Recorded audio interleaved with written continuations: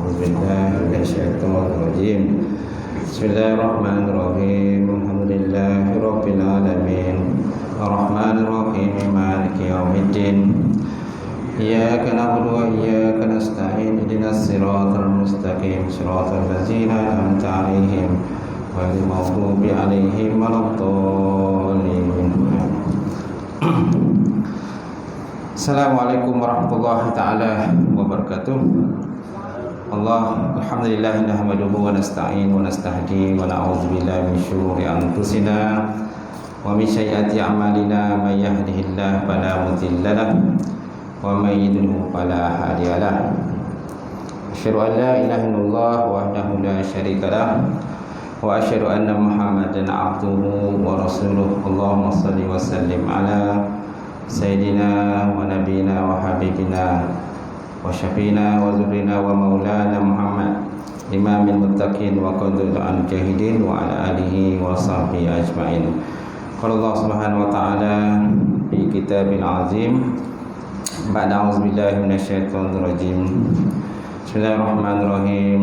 Subhanallazi asra bi 'abdihi lailan minal masjidil haram ilal masjidil aqsa allazi barakna ma hawlahu linuriyahu min ayatina innahu was-samiul basir. Shadaqallahul azim.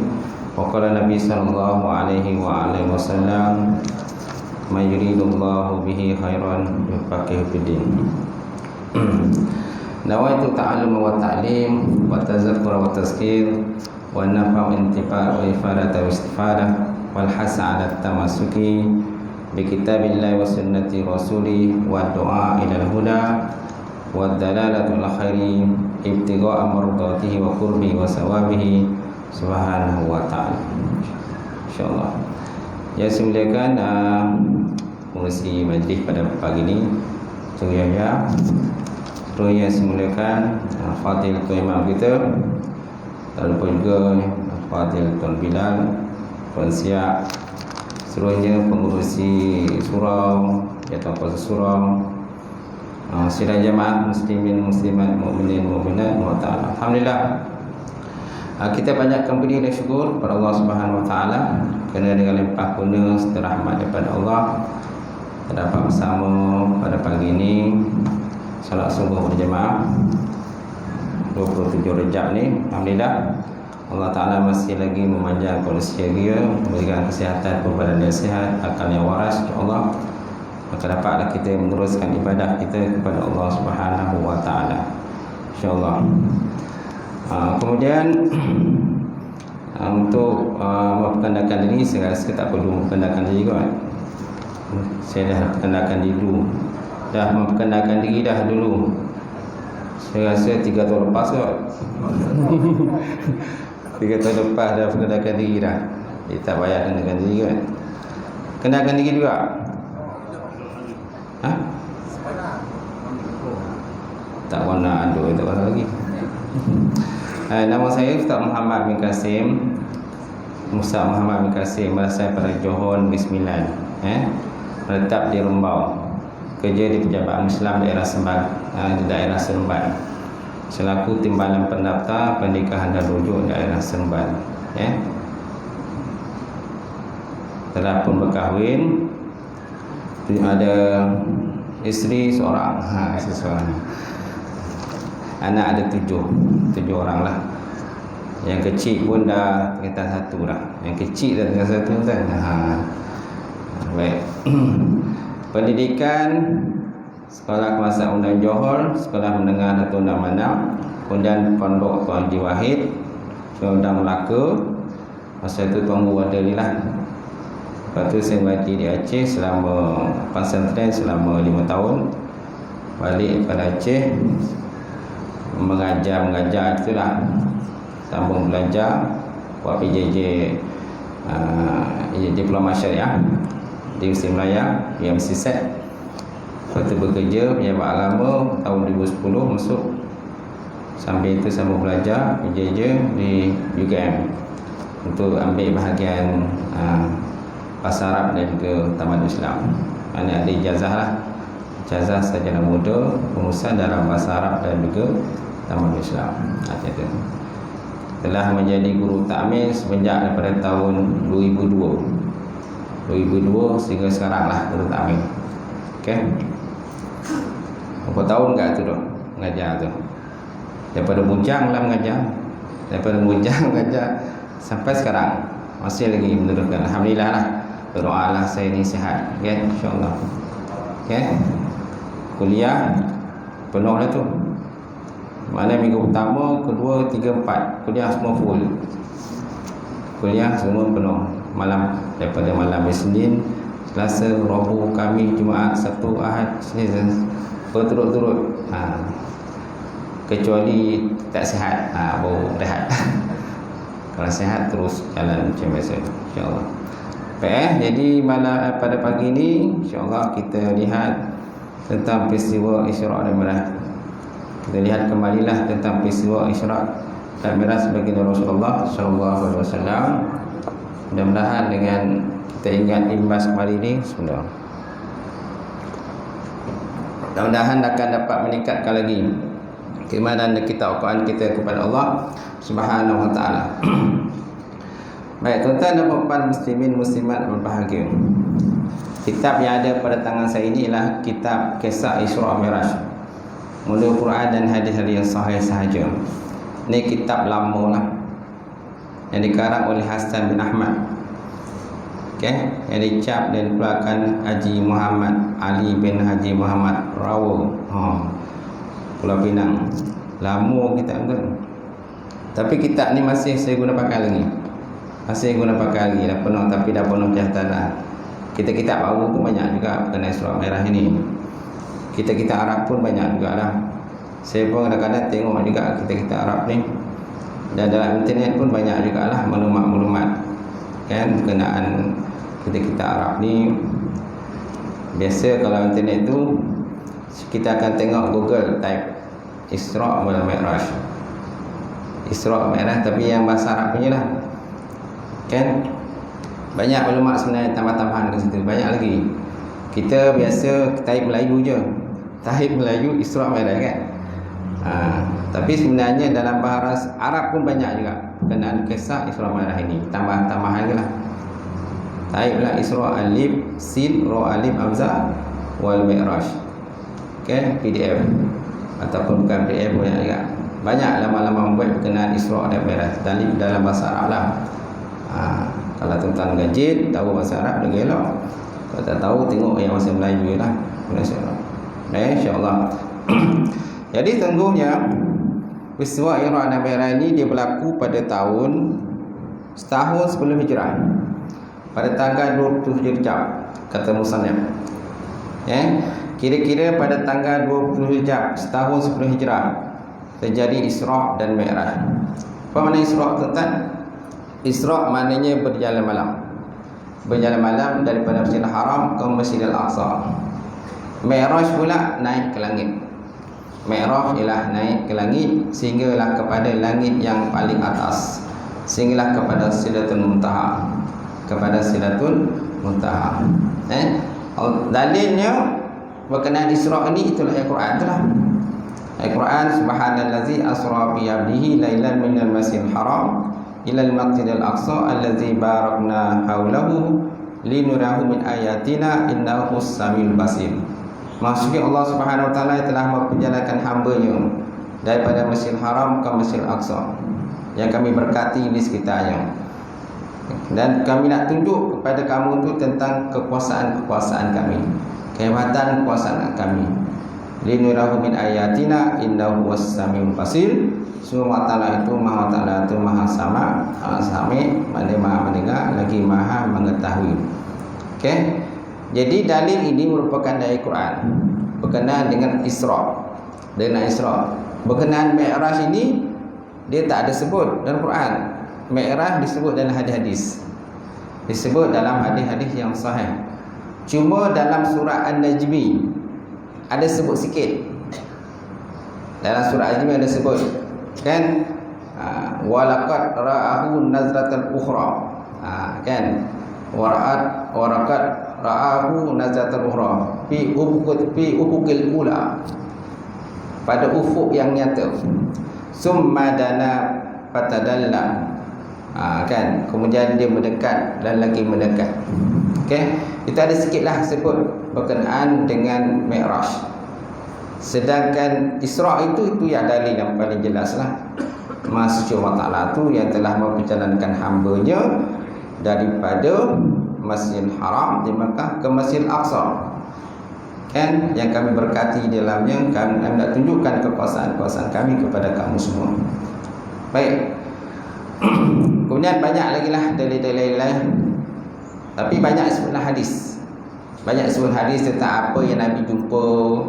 Nabi jumpa syurga, Nabi jumpa borak dan sebagainya. Itu disebut, banyak disebut dalam hadis Rasulullah sallallahu alaihi wasallam. Dan gambaran-gambaran lain apa Nabi jumpa dalam jalan itu banyak disebutkan dalam hadis. Tapi yang Isra itu telah dari Quran dia. Subhanallazi itu. Jadi firman Allah Ta'ala ini disebut dalam Isra ini, dia pertama disebut berkenaan dengan Maha Suci Allah. Subhanallazi, Maha Suci Allah Subhanahu Wa Ta'ala. Di situ adanya penyucian. Allah Ta'ala menyucikan diri dia sendiri. Allah Ta'ala membersihkan diri dia ini daripada segala sifat-sifat yang tidak layak pada Allah, serta sifat-sifat kekurangan yang ada pada Allah, sifat-sifat lemah dan sebagainya kan. Sifat-sifat tidak layak pada Allah Ta'ala itu sebab Allah Ta'ala sebut Subhanallazi, Maha Suci dia. Dia mentakdiskan, menyucikan diri dia daripada sifat-sifat yang tidak layak, yang menyekutukan pada zat Allah Subhanahu Wa Ta'ala. Kan? Kemudian disebut dalam yang kedua Subhanallazi asra, Maha Allah Ta'ala yang telah memperjalankan. Disebut itu memperjalankan, bukan berjalan. Maknanya Nabi itu dibawa. Nabi dibawa, bukan Nabi yang berjalan, bekerja sendiri kan, bekerja berlari sendiri, tidak. Tapi Nabi dibawa oleh borak telah. Kan? Sebab bila perjalanan Isra ini ialah satu perjalanan yang sangat pantas, cepat dan sangat pantas. Mana pada malam hari bergerak, sebelum subuh dah sampai semula. Kan? Dan perjalanan Nabi ini mendapat fitnah. Sebagaimana Allah Ta'ala sebut dalam Quran, wa ma ja'alna ru'yal lati arainaka illa fitnatan linnas. Dan tiada kami jadikan penglihatan yang kau melihat padanya malam hari itu kecuali menjadi fitnah kepada manusia. Jadi fitnah pada manusia. Surah Al-Isra ayat 60 kita silap saya. Jadi perjalanan ini dia bawa fitnah. Bila fitnah, maknanya perjalanan ini bukan perjalanan biasa. Tak? Kalau perjalanan biasa, sudah tentu tak timbul fitnah apa-apa. Tak ada, dia masuk fitnah ni ada cubaan lah, cubaan dan ujian daripada Allah Ta'ala kepada orang-orang yang beriman kepada Allah. Macam tu. Kalau hanya sekadar perjalanan biasa, jadi sudah timbul fitnah. Itu sebabnya para ulama membahaskan berkenaan perjalanan itu, sama ada birruhi wal jasad, ataupun dalam mimpi, ataupun ada ruh sahaja dan sebagainya. Jadi ulama sepakat menyatakan perjalanan itu ialah birruhi wal jasad, dengan ruh dan dengan jasad. Malah saya buka dalam internet yang orang kata etikat-etikat mengenai arus dan Isra Mi'raj ni dalam bahasa Arab, semua juga menterjemahkan birruhi wal jasad. Dia kata diterjemahkan dengan birruhi wal jasad, dengan ruh dan dengan jasad. Bila dengan ruh dengan jasad sudah tempuh membawa fitnah.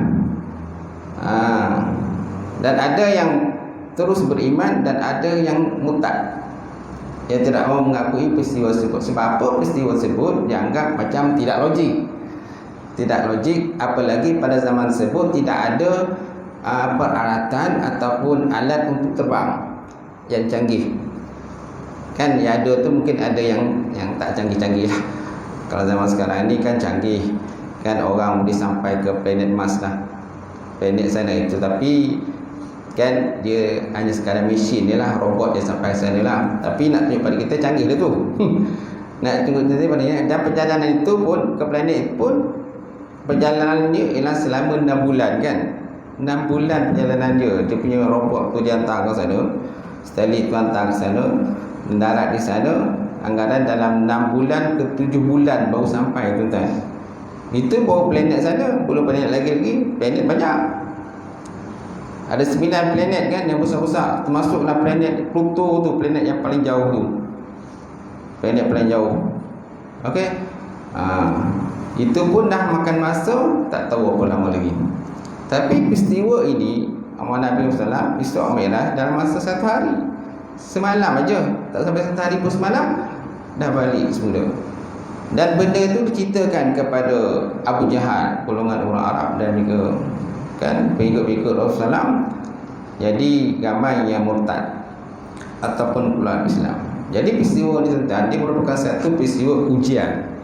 Ujian setahap mana keimanan kita kepada Allah. Keimanan kita kepada Allah. Apalagi peristiwa itu pula tak pernah berlaku sebelum tu. Tak pernah berlaku. Lainlah kalau peristiwa itu dulu pernah berlaku. Mana para Nabi yang Rasul dulu pernah naik ke langit. Tak pernah ada dengar cerita pun Nabi-Nabi yang Rasul dulu naik ke langit. Sedangkan Nabi ada jumlahnya 313. Rasul ada 313. Termasuk Nabi Muhammad SAW. Para Nabi ada 124,000. 124,000 kalau termasuk Nabi lah Muhammad. Jadi tak ada pun diceritakan benda tu. Yang ada cerita ialah Nabi Adam turun daripada syurga kan. Nabi Adam turun daripada syurga dengan setiap hasil daripada dia melakukan maksiat pada Allah, makan buah khuldi itu, maka dia turun ke syurga. Turun, bukan naik. Ini naik pula. Pada Nabi pula naik je tu ke langit dengan naik Buraq tu, sampailah ke Sidratul Muntaha, sampailah bertemu dengan Allah Subhanahu Wa Taala. Tuan-tuan, jadi peristiwa tu memang kalau fikirkan tak logik lah. Manakala mungkin benda tu boleh berlaku, sedangkan tidak ada alat-alat untuk terbang pada masa itu. Tidak ada alat untuk terbang. Yang ada ia hanya sekadar kapal layar adalah masa itu. Zaman tu memang ada kapal layar. Dan Nabi pun pernah, tak silap saya, ada beberapa orang sahabat terlibat dalam peperangan di laut. Namanya Ummul Haram namanya. Seorang perempuan tu dia terlibat dalam peperangan laut di laut masa itu, dan dia terbunuh dalam peperangan tersebut. Itu pada zaman Rasulullah SAW, mana adanya kapal layar. Tapi kapal terbang tak ada. Kapal terbang baru dicipta pada tahun 1903 oleh yang white bersaudara tu kan. Itulah kapal terbang. Itu pun kapal terbang yang tak adalah canggih sangat pada zaman sekarang ini. Tapi kapal terbang tu boleh dikawal lah. Sebelum itu ada juga penciptaan kapal terbang kan. Tapi kapal terbangnya naik jatuh lah gitu. Naik jatuh tak boleh nak kawal. Yang white bersaudara itu kapal terbang dia boleh dikawal. Boleh kawal dan boleh mendarat dengan selamat. Je tu. Pada tahun 1903 baru dicipta benda tu. Jadi makna sebelum tu tak ada lagi benda tu. Jadi sebabkan oleh peristiwa Isra Mi'raj ni peristiwa dia pelik sikit. Jadi ramai yang murtad. Ramai yang murtad, apalagi tahap keimanan mereka masa tu pun tak kuat lagi. Je tu. Cuma masalahnya sama ada orang yang murtad itu kembali pada Islam atau tidak, itu tidak diceritakan. Tidak diceritakan. Kemungkinan mungkin ada yang convert Islam semula, balik Islam semula. Mungkin ada yang terus dalam keadaan murtad dan sebagainya. Cuma yang paling mantap imannya ialah Sayyidina Abu Bakar As-Siddiq. Abu Bakar. Maklah bila ditanya pada Abu Bakar, "Ya Abu Bakar, adakah percaya kita ini?" Saya Abu Bakar kata, "Aku percaya." Malahan lebih daripada itu pun aku percaya lagi. Nampak tak? Itu tahap keimanan yang ada pada Sayyidina Abu Bakar. Nak cari orang macam ni yang susah. Nak cari macam ni orang mantap dia imannya, yang susah. Je tu. Apalagi pada zaman tersebut Islam baru berkembang. Islam berkembang. Tapi pada zaman sekarang alhamdulillah lah, kalau kita ni jumlah Islam ramai, berbilion Islam kan. Cuma zaman sekarang ni ialah kalau kita ni banyak yang hanya sekadar Islam pada nama je. Banyak kalau kita Islam pada nama, tapi hakikatnya tidak Islam. Hakikatnya tidak melaksanakan perintah-perintah Allah Subhanahu Wa Taala. Yang datang dalam masjid surau ni kita nampak ramai, tapi kat luar tu lagi ramai. Lagi ramai lagi kita tengok orang yang tidak solat. Je tu. Atau antara peranan-peranan kita lah, kenalah berdakwah, menyampaikan. Kalau pejabat agama sekarang ni dia sibuk yang kata program door to door tu. Tahu tak program door to door tu kan? Mana ziarah rumah ke rumah. Ziarah rumah ke rumah. Kan? Maknanya ada golongan-golongan sasaran, golongan sasaran, kan? Bawalah apa yang betul. Kat pejabat agama Islam tu penuh boreh dalam pejabat situ. Penuh boreh bersusun dalam tu. Program ni untuk door to door lah. Ziarah rumah ke rumah. Apalagi hari itu Covid kan. Ni pun Covid pun masih berjalan lagi kan. Tak tahu bila api dia kan. Mudah-mudahan kita tak ta'ala supaya Covid ni cepatlah berakhir insya-Allah. Dan kita dapatlah macam normal balik tu kan. Jadi kita kembali kepada peristiwa Isra' Mi'raj. Dalam ayat itu mata tersebut bi abdihi. Maksudnya Allah Taala yang telah menjalankan hamba-Nya dengan memperjalankan hamba-Nya. Jadi perkataan bi abdihi ini bermaksud birruhi wal jasad. Sebab kalau tak sebut hamba, sudah tentu hanya ruh saja, jasad dia sebagainya, ataupun dalam mimpi saja. Dan kalau dalam mimpi tak jadi fitnah lah. Benda dalam mimpi. Kalau kita bermimpi tadi malam, kita cerita ke kawan kita, kita mimpi pergi tombang dekat pergi mana-mana lah, kata malam ke apa tu, kita cerita lah siang tu. Alah, tak kisah, mimpi je. Mimpi kau bukannya apa pun, bukannya mukjizat pun, kata. Kalau mimpi para nabi tu lain lah. Kalau mimpi para nabi, mimpi yang benar, dikatakan ru'yatus shadiqah ataupun ru'yah salihah. Mimpi yang benar ialah mimpi para nabi dan para rasul. Contohnya mimpi siapa? Nabi Yusuf alaihissalam bermimpi, inni ra'aitu ahada asyara kawkaban wasyamsu wal qamar ra'aituhum li sajidin. Sesungguhnya aku melihat 11 biji bintang, kemudian matahari dan juga bulan. Ra'aituhum li sajidin. Aku lihat mereka itu semuanya sujud padaku. Sujud padaku kan. Itu mimpi Nabi Yusuf AS. Dan mimpi dia benar berlaku. Kemudiannya ketika dia telah menjadi Raja Mesir, maka keadaan masa itu kemarau yang panjang. Jadi adik-beradik tadi semua datang balik, cari dia balik, kan? Kemudian begitu juga mimpi Nabi Ibrahim, yang Allah Ta'ala perintahkan dia menyembelih akan anaknya Nabi Allah Ismail, dan dia melaksanakan mimpi dia tu. Dia sembelih anak dia, kan? Tapi kalau tuan-tuan mimpi macam tu, jangan, kan? Kau sembelih anak kan? Kau sembelih anak kan, kau kena tangkap, masuk lokap kan? Banyak zaman-zaman sekarang ni tuan-tuan, zaman fitnah zaman sekarang ni, kita tengok langsung apa, takut kita dengar kan? Suami bunuh isteri, suami tetak isteri, suami tembak isteri. Yang terbaru tu suami tembak isteri kan? Tembak isteri. Kesebabkan pasal dia cemburu tu, dia tembak isteri, tembak atas katil. Masya Allah tuan-tuan. Lepas dah tembak tu, dia masuk dalam tong.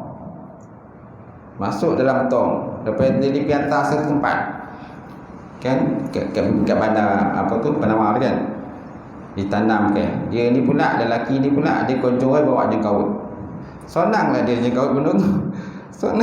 Senanglah dia gali tanah. Dia masuk mayat isteri tu dalam tong tu, masuk dalam tanah.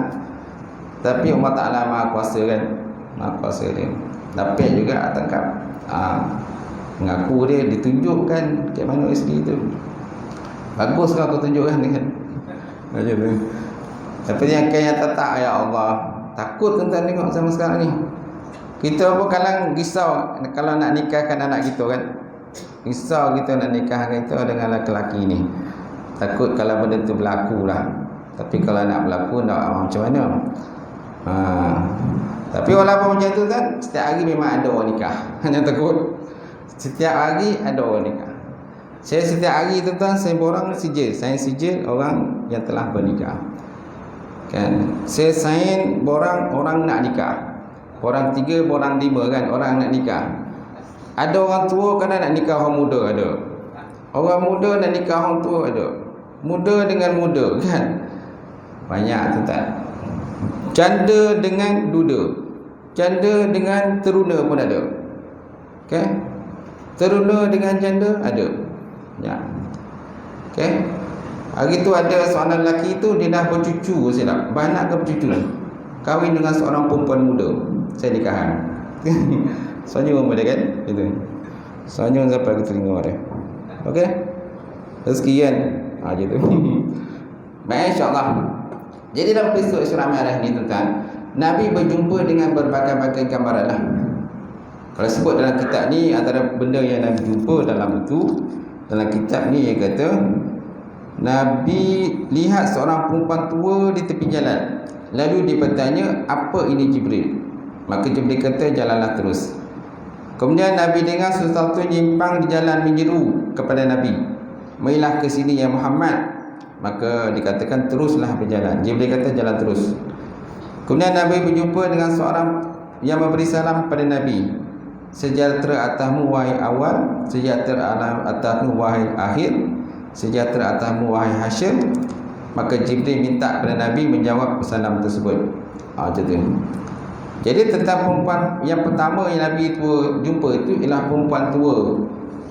Jadi bila Nabi tanya dengan Jibril, ya Jibril, apakah maksud dengan perempuan tua itu? Itulah umpamanya umur dunia. Itulah umpamanya umur dunia. Mana dunia ni memang dah orang kata penghujung lah. Dunia kita ni memang dah penghujung. Mana pada zaman Nabi itu pun dah penghujung dah. Zaman Nabi dah penghujung. Mana dunia dipabatkan seperti perempuan tua. Perempuan tua pun lah. Jalan pun kata pakai tungkat. Motor pun kadang tak orang. Tak, cakap pun kadang tak obeh. Kita bercakap dia pun kadang dia tak apa dengar. Tak? Itu perempuan tua. Bukan perempuan tua juga, lelaki tua pun macam tu juga. Gigi pun kadang dah tercabut. Dah tinggal 2-3 gigi dia batang kan. Macam tu. Tu yang pakai gigi palsu. Bila pakai gigi palsu, makan pun tak apa sedap. Tak apa sedap lah ngunyah kan. Macam tu. Kecuali pakai gigi original, Allah Ta'ala bagi kikir gigi original. Tapi ialah bila dah tua ni, gigi pun dah banyak gugur. Jadi kita pun buatlah gigi palsu kan. Tapi rasa tu tak sama lah. Dengan gigi original yang Allah Ta'ala dah di pada kita. Betul tak? Macam tu. Ketiga, jantung pun. Kita ada jantung yang ori, yang bukan ori kan. Pembedahan jantung, pinjam jantung orang dan sebagainya. Jadi tak sama lah kita ambil orang punya dengan asal kita punya sendiri kan. Jadi kita kena banyak bersyukur pada Allah lah. Kalau Allah Ta'ala kita dah bagi kenikmat kesihatan, pandangan mata yang jelas, telinga yang boleh mendengar perkataan orang lain bila orang bercakap, okay? Dan akal yang waras yang boleh kita berfikir, banyak bersyukur pada Allah. Tuan-tuan, la in syakartum la azidannakum wa la in kafartum inna azabi lasyadid. Kalau kamu bersyukur, kerana saya aku tambahkan ni. Kalau kamu kufur, maka azabku sangat pedih, kata Allah Ta'ala. Gitu. Saya ketika orang nak nikahkan orang, antara benda yang saya sampaikan itulah kan, bila saya nak nikahkan orang, saya tak ada khutbah panjang dah. Ringkas-ringkas je. Pertama saya sebut, betulkan niat ketika nak nikah. Apa tujuan kamu bernikah? Niatlah bernikah lillahi ta'ala kan Allah.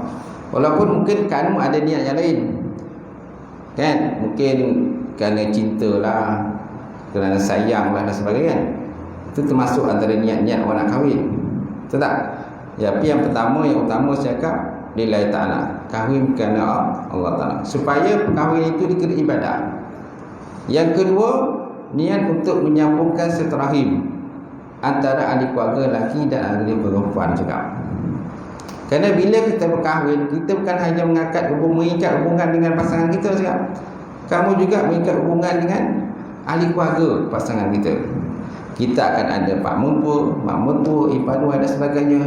So hormati mereka sebagaimana kamu menghormati ahli keluarga kamu sendiri. Yang ketiga. Yang kedua. Yang ketiga juga, niatlah untuk menegakkan sunnah Rasulullah SAW. Yang keempat, niatlah untuk menghindarkan benda tak elok, benda-benda yang munkar, benda-benda keji kan, yang tak elok daripada sudut pandangan masyarakat, daripada sudut pandangan agama Islam sendiri. Wala taqrabuz zina innahu fahisyatan wa sa'a sabila. Kemudian saya tambah lagi, banyakkan bersyukur pada Allah. Banyakkan bersyukur pada Allah. Pertama, kenapa bersyukur? kerana Allah Ta'ala bagi kamu kesihatan tu badan yang sihat. Okey. Kemudian ada pula pekerjaan pula. Kemudian ada pula jodoh. Ada jodoh. Ada orang sudi jadi pasangan hidup kita. Banyak orang kadang cari pasangan tapi tak jumpa-jumpa. Tak jumpa-jumpa. Kadang dia minat kat orang, orang tak minat ke dia pula. Dia minat kat janda tu tapi janda tak minat ke dia. Ke tak? Gitu. Ataupun dia minat kat duduk tu. So senyum dia kan, bila kau dekat kan. Tapi duduk tak minat dengan dia. Dia pula ada minat lain lah kan.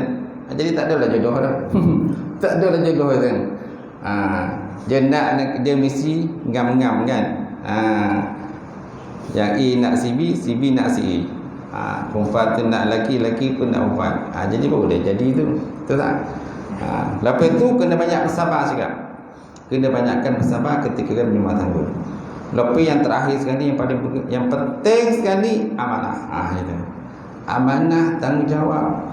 Kamu nak jadi suami, yang ni nak jadi isteri. Besok kalau ada anak, maka jadi ayah, jadi ibu. Tanggungjawab tu besar tu. Semakin hari semakin banyak. Besok kalau ada cucu, jadi atuk pula. Jadi nenek pula. Jadi tanggungjawab sentiasa bertambah. So tunai sebaik-baik. Itu adalah benda ringkas lah. Baik, kemudian tentang kembali pada tadi. Antara benda-benda yang diseru ketika Nabi dalam perjalanan tadi, Nabi diseru oleh perempuan yang tua tadi kan. Itulah umpamanya umum dunia. Yang kedua, Nabi diseru oleh orang yang beri salam pada Nabi. Yang awal, yang akhir, yang akhir itulah Nabi Ibrahim AS, Nabi Musa AS dan Nabi Isa AS. Betul. Kemudian yang menyeru juga, Iblis pun menyeru juga. Ketika Nabi dalam peristiwa Isra Mi'raj tadi, Nabi diseru, ya Muhammad, tunggulah. Intazir ya Muhammad, tunggu. Maka dia berkata, tak apa, jalan terus. Tu pentingnya penasihat tu. Betul tak? Tu pentingnya penasihat. Dalam dunia ni kita biasanya ada penasihat. Ketua negara ada penasihat. Ketua taman ada penasihat. Ketua surau ada penasihat. Apa saja bidang-bidang yang besar-besar ni organisasi ni mesti ada penasihat. Penasihat itu memberikan peranan. Kalau penasihat tak elok, jahanam kita. Jahanam kita dia buat. Dapat penasihat yang baik, penasihat yang bagus, mana kalau kita tu tersilap kau, dia ingatkan kita. Begitu juga dalam rumah tangga, isteri penasihat pada suami, suami penasihat pada isteri. Kalau masing-masing mementingkan diri sendiri, tak nak penasihat, jadi apa terjadi? Rumah tangga tu rosaklah, hancur kan. Tuhan terbaliklah jadinya. Pada zaman Nabi ramai penasihat. Ramai penasihat. Antaranya penasihat Nabi ialah malaikat Jibril AS. Dalam Isra Mi'raj pun Jibril yang bawa. Jibril bawa Nabi kan. Jadi Jibril penasihat terbaik kepada Rasulullah sallallahu alaihi wasallam. Sampai itu siapa penasihat Nabi? Isteri baginda Rasulullah, Siti Khadijah penasihat Nabi. Antaranya kan, Siti Khadijah penasihat Nabi. Itu pentingnya itu penasihat ataupun pendamping kita tu. Bukan pendamping ni sako. Sako pun pendamping juga tuan. Sako pendamping juga. Tapi ini manusia lah penasihat terbaik bagi nasihat. Itu penting bagi kita. Baik, kemudian dalam peristiwa Isra Mi'raj banyak benda yang Nabi jumpa lah. Antaranya Nabi jumpa satu kaum yang dihimpak kepada mereka dengan batu besar. Batu besar, tetapi tiap tak kali setiap kali dalam proses itu, maka kepala dipecah, dihimpuk dengan batu tadi, kemudian kepala tadi menjadi sedia kala macam tu balik. Dia macam normal baliklah macam tu. Maknanya dalam peristiwa itu Nabi jumpa dengan satu kaum, dihimpak kepalanya dengan batu. Lepas tu bila dah pecah pada tu, maka batu tu bergolek, kemudian kepala tu bercantum semula. Perkara tu menyata. Benda tu boleh berlaku dan tak mustahil berlaku. Betul tak? Antara benda yang dunia pelik-pelik kita pernah ialah berjalan menggunakan kepala kan. Berjalan menggunakan muka, berjalan menggunakan kepala. Baru-baru ni kita ada tengok satu video kan. Maknanya orang itu berjalan menggunakan kepala. Berjalan menggunakan kepala. Dalam video Guinness Book of Record. Saya tak pasti sama ada lelaki itu Cina ke apa, tapi dia buat dalam satu demo, dia berjalan menggunakan kepala dalam video tu. Mana dia naik tangga, turun tangga menggunakan kepala. Kaki ke atas, tangan ke atas. Tapi kepala tu dia ada alas lah. Tapi dia boleh naik tangga tu satu, kemudian turun bawah balik menggunakan kepala dia. Masya Allah, tuan-tuan. Baru saya terfikir, maknanya betul benda boleh berlaku. Benda tu boleh berlaku. Video dia tuan-tuan boleh tengok dalam Guinness Book of Record, video dia. Sebab dalam Guinness Book of Record ni macam-macam benda pelik boleh berlaku lah. Jadi kalau dulu kita fikir, kan Nabi ada sebut di akhirat besok manusia ada yang berjalan menggunakan muka dia kan, menggunakan muka, menggunakan kepala. Jadi sahabat tanya dengan Nabi, ya Nabi, bolehkah benda itu berlaku? Boleh. Macam mana Allah Ta'ala boleh menjalankan manusia menggunakan kaki, begitu juga Allah Ta'ala boleh menjalankan manusia menggunakan muka dan kepala dia. Dan bila saya tengok video tu, saya betul lah apa yang Nabi kata. Makna benda tu boleh berlaku. Macam tu. Hebatnya kekuasaan Allah Subhanahu Wa Ta'ala, tuan-tuan, menggunakan kepala dia. Naik tangga, turun tangga menggunakan kepala. Macam tu. Tak sangka. Jadi akhirat besok macam itulah. Dan semuanya mengikut kepada amalan masing-masing. Kalau kita lihat pada ular kan, ular berjalan tanpa menggunakan kaki. Ada tak kaki ular? Tak ada. Tapi boleh tak dia berjalan? Boleh. Jalan laju jalannya, macam nak lagi. Malah ular terbang pun ada. Kalau kita lihat dalam apa tu, yang apa tu, Astro punya tu, yang cerita-cerita binatang kan, geografi kan, tengok ada ular yang boleh terbang begitu jauh. Saya pun pelik, macam mana ular boleh terbang begitu jauh. Dia ambil video tu dalam beberapa tempat, dalam beberapa sudut dia tengok ular tu terbang. Masya Allah. Yang kita tahu ular berjalan aja, tapi ada ular yang terbang. Jadi maknanya benda tu tak mustahil bagi Allah. Dalam peristiwa Ihram Marah ni, benda tu boleh berlaku, tak mustahil pun. Walaupun masa itu, maknanya orang Arab masa itu dia kata, mustahil Muhammad boleh berlaku macam tu, ya Muhammad. Tapi hari kita tengok zaman sekarang ni, tengok manusia berlumba-lumba naik ke angkasa lepas. Semua berlumba-lumba, masing-masing buat roket-roket yang canggih-canggih lah. Yang baru-baru ni pun kita tengok roket yang canggih ialah, maknanya kalau dia dah naik ke atas tu, dia punya saki-paki roket tu, tabung itu boleh turun ke bawah dan mendarat dengan selamat. Mendarat dengan selamat kan. Kalau dulu biasanya kalau roket dah naik ke atas, dia punya tabung itu, tabung dia punya minyak tu biasanya dicampak aja tu je. Dicampak aja tu je kan, tak guna lagi lah tabung tu. Zaman sekarang ini tabung tu dia turun balik ke bawah, roket dah naik ke atas, ke AS tu. Dia punya kepala dia tu yang ada orang tu, yang tak ada orang ni turun balik ke bawah, mendarat dengan selamat. Macam itu canggihnya manusia lah sekarang ni. Mana teknologi tu kan, dia berkembang begitu cepat. Nampak? Teknologi berkembang cepat. Itu juga dengan handset kita kan. Handset kita ni kita tengok macam mana perkembangan begitu cepat ni. Dulu handset besar gajah. Dulu handset besar gajah. Sekarang ni kecil je. Dekat handset tu lah semua ada. Kamera ada, video ada, kan, YouTube ada, Instagram ada, FB ada, semua ada lah. Nak rakam suara pun ada, semua boleh. Kan, nak dengar radio pun boleh, semua ada.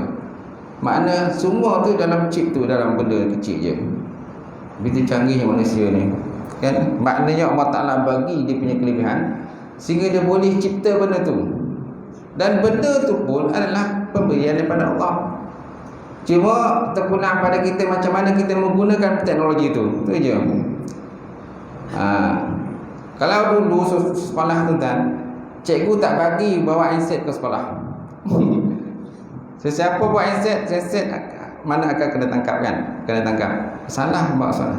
Tapi bila pandemik dia tentang semua berebut pakai handset. Cikgu pakai handset, anak murid pakai handset. Bila handset tak ada, cikgu marah. Kau mana handset kau? Kau akan ketinggalan kelas kata. Kau akan ketinggalan pelajaran kenianan. Nampak?